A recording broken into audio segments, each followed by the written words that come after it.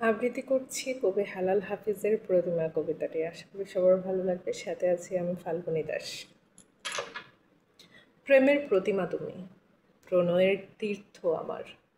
বেদনার করুণ কৈশোর থেকে তোমাকে সাজাবো বলে ভেঙেছি নিজেকে, কি যে তুমুল উল্লাসে অবিরাম। তুমি তার কিছু কি দেখেছ?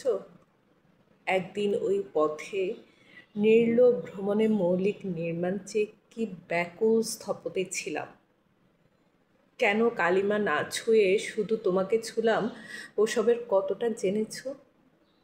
শুনেছি সুখেই বেশ আছো, কিছু ভাঙচুর আর তোলপাড় নিয়ে আজ আমি সচ্ছল। টলমল অনেক কষ্টের দামে জীবন গিয়েছে জেনে। মূলতই ভালোবাসা মিলনে মলিন হয়, বিরহে উজ্জ্বল।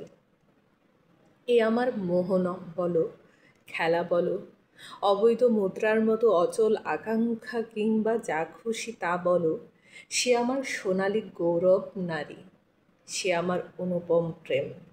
তুমি জানো, পাড়া প্রতিবেশী জানে পায়নি তোমাকে, অথচ রয়েছ তুমি এই কবি সন্ন্যাসীর ভোগে আর ত্যাগে। ধন্যবাদ সবাইকে।